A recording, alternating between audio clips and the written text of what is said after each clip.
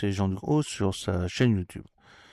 Aujourd'hui, nous allons parler de l'arme du génie, héritière d'une tradition ancienne et qui constitue une composante d'appui essentielle de l'armée de terre française. D'abord issue de la construction d'ouvrages militaires, l'arme s'est progressivement spécialisée dans le soutien à la mobilité, la contre-mobilité et l'assistance aux populations. Cette arme combine trois composantes en combat, secours et infrastructure. Le génie combat concourt directement aux manœuvres des forces en facilitant leur mobilité ou en entravant celle de l'adversaire. Le génie secours, à travers la brigade des sapeurs-pompiers de Paris, la BSPP et la brigade des militaires de la sécurité civile, le BMSC, assure la protection des populations et le soutien des autorités civiles. Le génie infrastructure, intégré au service d'infrastructure de la défense, le SID, garantit quant à lui la conception, la réalisation et la maintenance des emprises du ministère des Armées. Avec la fin de la guerre froide, qui éloignait le spectre d'un conflit sur le continent européen, l'arme du génie a été reléguée au second plan dans le format de l'armée de terre. Pensée prioritairement pour les opérations expéditionnaires, le nouveau modèle d'armée a conduit à réduire drastiquement les capacités lourdes du génie. Malgré l'existence d'une première brigade du génie entre 1993 et 2010, les réformes de l'armée de terre, révision générale des politiques publiques, politique de l'emploi et de la gestion des parcs ont entraîné une réduction des effectifs et des régiments, la dissolution de la brigade en 2010 et la perte de certaines capacités propres à la haute intensité. Ces choix structurels conduisent aujourd'hui à des ruptures visibles et durables de capacité. Dans son format actuel, le génie ne dispose pas de l'ensemble des moyens requis pour un engagement de haute intensité, en particulier dans les domaines du franchissement, de l'ouverture d'itinéraires, du bréchage, du minage et du déminage. Ces lacunes résultent de parcs insuffisants et de matériel vieillissant, voire de capacités abandonnées, auxquelles s'ajoutent des difficultés de maintien en conditions opérationnelles MCO liées à la diversité et à la vétusté des engins. La remontée en puissance du génie entamée par un nouveau modèle au combat de l'armée de terre constitue aujourd'hui une condition essentielle vers la haute intensité. Le conflit en Ukraine, marqué par la prolifération de tranchées et le retour à une guerre de position, illustre le retour de la maîtrise du terrain comme facteur central pour emporter la décision. Le génie apparaît donc de nouveau primordial, particulièrement pour les manœuvres, ouverture d'itinéraire, franchissement et bréchage et le déminage. C'est dans ce contexte que s'est inscrite la mission d'information conduite par les rapporteurs de l'Assemblée nationale qui ont choisi de privilégier le terrain pour dresser le bilan sur la situation et formuler des propositions concrètes pour l'armée de terre. Aucune mission parlementaire ou administrative n'a dressé un bilan du génie militaire depuis plusieurs décennies. Les rapporteurs de l'Assemblée nationale ont donc favorisé des déplacements au sein des régiments et des états-majors pour échanger avec les femmes et les hommes qui constituent l'arme, afin d'appréhender sur le terrain le matériel et les spécificités du génie. Les rapporteurs ont ainsi conduit de nombreux déplacements dans les unités, à Angers, à la brigade du génie, au 2e régiment de dragons, au 6e régiment du génie à Besançon, au 19e régiment de génie, aux états-majors des brigades des militaires de la sécurité civile et des sapeurs-pompiers de Paris, à Istres, au 25e régiment du génie d'air, au 1er régiment d'instruction et d'intervention de la sécurité civile de Nogent-le-Rotrou. Et en parallèle, les rapporteurs ont auditionné des industriels qui produisent le matériel et se sont déplacés à Satory chez Arcus et à la Seine-sur-Mer chez CNIM, Système Industriel. Devant les importants besoins du génie, les rapporteurs de l'Assemblée nationale formulent une série de recommandations pour alimenter l'actualisation de la loi de programmation militaire, la LPM. Les rapporteurs soulignent la nécessité de respecter les exigences prévues par la LPM 2024-2030 et de profiter de l'actualisation pour préciser les cibles capacitaires et développer les nouveaux programmes. En effet, à l'échéance 2024-2030, 2 programmes structurants pour le génie méritent d'être rapidement concrétisés. Le CIFRAL, dédié au franchissement de coupures humides, et l'EGC, pour l'appui à la mobilité interarmes. La remontée en puissance capacitaire suppose également un renouvellement de nombreux engins, déminage pyrotechnique, fourniture d'eau, disperseurs de mines anti-chars, le complètement du stock des munitions et des mines et à la hausse la dotation de camions porteurs d'engins. La robotisation et l'innovation contribueront en outre à renforcer la sécurité et l'efficacité des sapeurs engagés en haute intensité. Outre les efforts capacitaires indispensables, la réactivation de la brigade du génie en 2024 constitue un levier majeur pour assurer la cohérence, développer les compétences et renforcer l'interopérabilité interarmes. La brigade, qui regroupe des moyens variés dédiés aux milieux d'engagement, permettra de renforcer une division et un corps d'armée dans la maîtrise du terrain, en particulier à l'arrière. Certaines compétences uniques dans la brigade, la géographie et la NRBC, nucléaire, radiologique, biologique, chimique, nécessitent des capacités spécifiques dont le renouvellement n'est pas prévu, ce que les rapporteurs déplorent. Les rapporteurs invitent ainsi à renouveler les véhicules spécialisés de ces régiments. En outre, l'école du génie, qui garantit la cohérence et la formation des cadres de l'arme, a un rôle important à jouer dans la préparation de la haute intensité avec des moyens financiers sacralisés. Le génie dispose de capacités précieuses et spécialisées réparties dans 8 régiments constituant une base solide pour une remontée en puissance. Avec une hausse prévue des effectifs du génie, les rapporteurs suggèrent de créer un nouveau régiment pour absorber ce surplus et réallouer certains moyens des 19e et 6e régiments du génie, dont la taille excède celle d'un régiment classique de l'armée de terre. En parallèle du génie combat, il est constaté une augmentation des besoins du génie secours avec la multiplication des crises et dans le contexte du changement climatique, précise le rapporteur Madame Hervieux. Fréquemment engagée au profit des populations civiles en métropole, en outre-mer et à l'international, la BMSC et la BSPP disposent d'une expertise reconnue dans la gestion des crises majeures. Si leurs ressources apparaissent globalement moins contraintes que celles du génie combat, plusieurs chantiers demeurent nécessaires. S'agissant des militaires de la sécurité civile, il s'agit de consolider les financements de la brigade pour permettre le développement du 4e régiment d'instruction et d'intervention de sécurité civile créé en 2024. L'extension de l'ensemble des droits des militaires aux sapeurs-sauveteurs est également une priorité. S'agissant des sapeurs-pompiers de Paris, l'armée de terre pourrait davantage s'appuyer sur son expertise opérationnelle en milieu urbain pour se préparer à la haute intensité. Alors, le génie, c'est une arme d'appui essentielle qui malheureusement a été trop longtemps délaissée.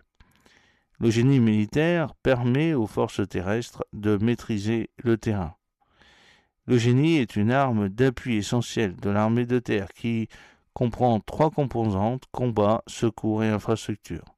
C'est une arme ancienne à l'histoire riche.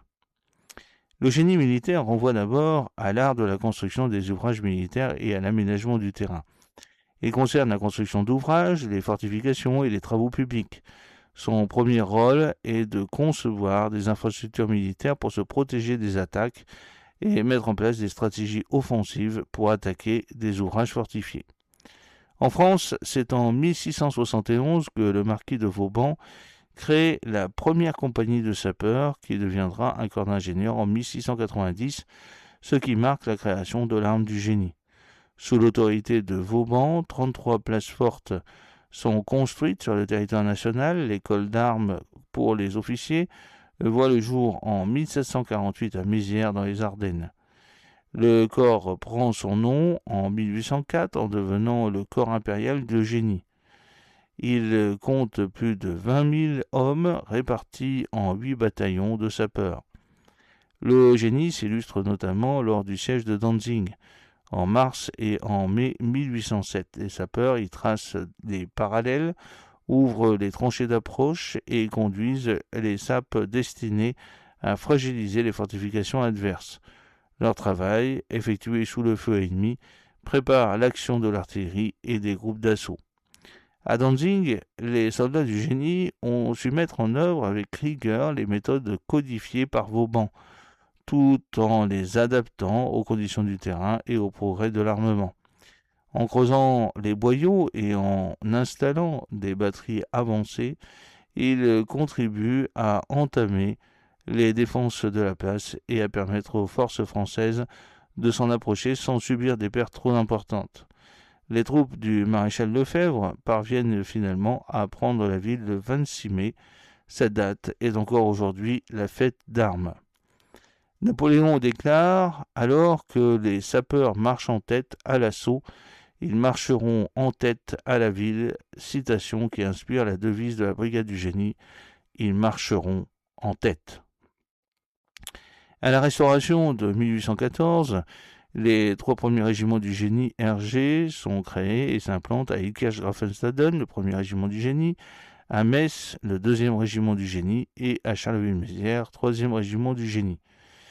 Si les 2 premiers sont dissous en 2010, le 3e régiment est toujours en activité en 2025. Le génie est également à l'origine des premières unités spécialisées dans le chemin de fer. Sous le Second Empire, l'armée française recourt déjà largement au rail pour projeter rapidement ses forces, notamment lors de la campagne d'Italie en 1859, puis durant la guerre franco-allemande de 1870. En 1872, un décret présidentiel crée une commission militaire supérieure des chemins de fer, tandis que les compagnies des 1er, 2e et 3e régiments du génie se voient confier les travaux liés aux voies ferrées. En 1876, ces compagnies sont regroupées au camp des matelots à Versailles pour former 2 bataillons. En août 1914, l'arme du génie compte 11 régiments, soit 32 bataillons et 2 bataillons autonomes. Pendant la Première Guerre mondiale, le génie dirige l'équipement du champ de bataille, ravitaille les différentes armes en outillage et matériaux, aménage les voies ferrées et construit les tranchées. Lors des offensives, les sapeurs précèdent les fantassins. Armés de charges explosives et de cisailles, ils ont pour mission d'ouvrir la voie en détruisant les réseaux de barbelés qui entravent l'avancée des troupes. Le génie supervise en 1916 l'entretien de la voie sacrée, l'artère d'approvisionnement vitale pour Verdun est empruntée par 6000 véhicules chaque jour. L'arme paye un lourd tribut avec 19 000 morts durant le premier conflit mondial. Durant l'entre-deux-guerres, le génie est en charge de la construction de la ligne Maginot, vaste système de fortification le long de la frontière avec l'Allemagne. Les unités du génie mobilisent alors leurs compétences en travaux lourds, ingénierie militaire, fortification, infrastructures souterraines et logistique de chantier pour ériger des ouvrages complexes, souvent en souterrain, les forts, les casemates, les voies ferrées, les abris, les réseaux souterrains, les galeries techniques, les systèmes de ventilation et d'alimentation. Le génie est également historiquement l'arme en charge du déminage, notamment après les périodes de conflit. Les sapeurs qui se sont illustrés en France après la Première Guerre et puis la Seconde Guerre mondiale sont régulièrement mobilisés à l'étranger pour déminer les anciens théâtres d'opération. Entre 1945 et 1947, près de 500 000 hectares de France métropolitaine ont ainsi été déminés. Les démineurs français sont par la suite intervenus en Yougoslavie et au Moyen-Orient. En Indochine, le génie ajoute à ses missions traditionnelles celle de la construction de camps retranchés, notamment à Dien Bien Phu, qui sera le théâtre de la bataille finale de la guerre. Créé en 1946, le 17e bataillon puis régiment parachutiste voit le jour à cet effet. Le 25e bataillon du génie d'air appuie le déploiement des capacités aériennes. La composante secours rejoint en 1965 l'arme du génie, avec le décret du 2 avril 1965 qui transfère de l'infanterie au génie aux sapeurs-pompiers de Paris. La brigade de sapeurs-pompiers de Paris est ensuite créée en 1967. Les unités d'instruction et d'intervention de la sécurité civile UIISC voient le jour à partir de 1974. Chargé du développement et de la gestion du domaine immobilier de l'État, le service du génie est intégré en 2005 au service d'infrastructure de la défense, le SID. La fusion des services constructeurs des armées résulte des réformes ministérielles de 2003 visant à centraliser les fonctions infrastructures et immobilières sous l'autorité unique du secrétaire général de l'administration. Le SID est le référent ministériel en matière de construction, de maintenance immobilière et de gestion administrative du patrimoine. Il couvre l'ensemble du cycle de vie des infrastructures, de la conception à la démolition et intervient sur tout type de bâtiment, qu'il soit administratif, opérationnel ou spécialisé. C'est donc une arme d'appui en charge de la maîtrise du terrain dans ses trois composantes. Le génie est une arme ancienne qui désigne la subdivision de l'armée de terre en charge de la maîtrise du terrain. Pour rappel, une arme est une subdivision des forces armées qui regroupe des personnels et matériels spécialisés dans des compétences spécifiques. Le génie est historiquement l'arme d'appui de l'infanterie avec l'artillerie. Son rôle est de soutenir la mêlée en lui garantissant une liberté d'action et de bloquer l'avancée des troupes ennemies. Alors, quels sont les symboles de l'arme? Comme toutes les armes anciennes, le génie s'appuie sur des symboles et des traditions.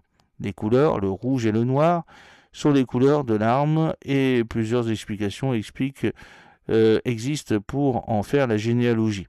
Le rouge pourrait représenter le feu et le noir la terre, symbolisant les éléments que doit maîtriser le sapeur. Une autre explication, plus historique, tient aux origines des sapeurs. La première compagnie de sapeurs appartient au régiment des fusiliers du roi, dont le drapeau arbore ces couleurs. L'emblème de l'arme. L'emblème de l'arme figure une cuirasse et un pot en tête. Alors, ces équipements ont été imposés aux sapeurs par Vauban et resteront en service jusqu'à la fin du Second Empire. L'emblème est aujourd'hui placé sur le béret et le fourreau des soldats de l'arme. La Sainte Barbe. Sainte Barbe est la sainte patronne des sapeurs. Barbara d'Héliopolis est une sainte catholique qui aurait vécu au IIIe siècle. Enfermée dans une tour par son père, Barbe se convertit au catholicisme. Jugée par un tribunal, elle est décapitée par son père, mais ce dernier est frappé par la foudre. Le mythe de Barbe est associé à de nombreuses professions en lien avec le feu, des mineurs, artilleurs, pompiers et soldats du génie. La Sainte Barbe est fêtée le 4 décembre. La devise, parfois détruire, souvent construire, toujours servir. La devise du génie est proposée en 1926 par le sous-lieutenant Poupart Lafarge, officier à l'école d'application du génie de Versailles. La devise résume la vocation du sapeur, expert du terrain et de responsable de la maîtrise de l'environnement. Le génie regroupe aujourd'hui trois composantes, le génie combat, le génie secours et le génie infrastructure. Le génie combat, ou génie en vert, du fait de la couleur du treillis, désigne les unités chargées de missions en appui des troupes de mêlée. Le génie est alors responsable de manœuvres offensives pour favoriser la mobilité des troupes, création de ponts, déminage, franchissement de rivières et de tranchées. A l'inverse, le génie combat est également en capacité de ralentir l'avancée des troupes ennemies par des actions de contre-mobilité, minage, destruction de ponts, creusement de tranchées. De son côté, le génie secours, ou génie en bleu, en raison de leur uniforme spécifique, renvoie aux unités militaires ayant vocation à protéger les populations. En raison de leur matériel spécifique et de leur capacité à agir pour maîtriser l'environnement, les troupes du génie sont en capacité de seconder la sécurité civile. Le génie secours désigne essentiellement la brigade de sapeurs-pompiers de Paris à statut militaire et la brigade des militaires de la sécurité civile. Le génie infrastructure, regroupé au sein du service infrastructure de la défense, couvre l'ensemble du cycle de vie des bâtiments et emprises du ministère des Armées. L'arme regroupe environ 20 000 sapeurs, dont une majorité au sein de la composante secours. L'arme comprend ainsi 8 000 sapeurs dans les régiments du génie, 8 700 sapeurs-pompiers de Paris, 1 700 sapeurs sauveteurs de la sécurité civile et 2 000 militaires œuvrant au sein du service d'infrastructure de la défense. Le génie combat appuie la mobilité des forces, restreint les manœuvres ennemies et remplit des missions spécialisées. L'appui à la mobilité et à la contre-mobilité. L'appui à la mobilité doit permettre de soutenir l'avancée des troupes tout en étant en capacité de riposter en cas d'attaque ennemie. Pour cela, le génie combat réalise des missions diverses. Le génie est d'abord en charge de l'appui direct au déploiement en permettant aux troupes de mêlée, infanterie, cavalerie, d'avancer au contact de l'adversaire. Il met pour cela en œuvre les capacités variées en fonction des obstacles. Les moyens de franchissement permettant aux unités mécanisées et aux fantassins de franchir des coupures sèches, tranchées, routes et humides, les cours d'eau, les fleuves, les rivières, à l'aide de ponts flottants, de bacs motorisés ou de vedettes fluviales pouvant être déployés rapidement. Le bréchage doit garantir la manœuvre des unités terrestres sous le feu ennemi et au contact de l'adversaire, en neutralisant les mines, les barbelés, les systèmes anti-chars, les obstacles artificiels et naturels. Le déminage regroupe les actions de détection, neutralisation et destruction d'engins explosifs qui entravent l'avancée des soldats. L'objectif est de créer des couloirs déminés par des moyens naturels, manuels, des systèmes mécanisés ou des dispositifs pyrotechniques. Le génie permet ensuite d'appuyer le déploiement des éléments de l'arrière où se trouve l'artillerie, les postes de commandement et la logistique de soutien. Pour cela, les unités aménagent le terrain pour faciliter le mouvement de matériel lourd, la construction de pistes d'atterrissage, la rénovation des voies ferrées ou des routes endommagées, la construction de digues, les ponts flottants assurent le passage du matériel et des moyens de commandement une fois le théâtre stabilisé. A l'inverse, la contre-mobilité regroupe les actions visant à ralentir, dévier ou arrêter la progression des forces adverses. Cela inclut le minage de terrain, la construction de tranchées, la destruction de ponts et la pose d'objectifs. Alors, les autres missions du génie combat ou les brigades de génie. Le génie combat, dans une acception plus large, remplit également des missions spécialisées relatives à la maîtrise et à la connaissance du terrain, à la prise de renseignements et à l'intervention dans les milieux terrestres. Historiquement, le génie regroupe aussi des régiments d'appui qui lui sont rattachés. Les plongeurs de combat du génie assurent des missions spécialisées en milieu aquatique. Ils interviennent pour reconnaître, sécuriser ou neutraliser des obstacles situés sous la surface, qu'il s'agisse de mines, de charges, d'épaves, d'ouvrages détruits ou de dispositifs entravant la manœuvre. Les plongeurs sont également sollicités pour des opérations de franchissement, de reconnaissance de berges, de déminage, les travaux subaquatiques ou la récupération d'équipements. Maîtrisant la plongée, la navigation fluviale et l'aérocordage, il offre une grande souplesse d'emploi. Vous avez ensuite les unités spécialisées NRBC, nucléaire, radiologique, biologique et chimique, de la brigade du génie, regroupée au sein du 2e régiment de dragons, qui apporte un appui essentiel à la protection et à la résilience des forces en présence d'agents dangereux. Elles conduisent des opérations de détection, d'identification et d'évaluation des contaminants, ainsi que des missions de décontamination de personnel, d'équipements ou d'infrastructures. Elles peuvent aussi intervenir lors de catastrophes industrielles et de contamination des eaux. Vous avez ensuite les fouilleurs opérationnels spécialisés dans la lutte contre les engins explosifs improvisés, les EEI, qui conduisent des missions d'investigation, de fouille et de levée de doute dans des conditions dégradées. Ils interviennent pour détecter les caches d'armes, localiser les dispositifs explosifs, sécuriser des bâtiments ou des zones urbaines et soutenir les unités engagées dans les opérations de stabilisation et de contrôle de zone. Forte du 21e groupe géographique, la brigade du génie est dotée de la capacité de recueil et d'exploitation du renseignement géographique. Les unités géographiques sont en charge de la définition du terrain, de l'analyse topographique, de l'étude de relief ou de la construction des cartes. Elles sont capables de reconstituer le théâtre d'opération à partir de points de repère dans l'espace, notamment en mode dégradé, lorsque les moyens de télécommunication sont coupés. J'espère que cette petite vidéo vous a plu. N'oubliez pas de cliquer sur le pouce pour la promouvoir, de vous abonner si ce n'est pas encore fait et de partager cette vidéo sur vos réseaux sociaux. À très bientôt, fidèlement, Jean-Luc O.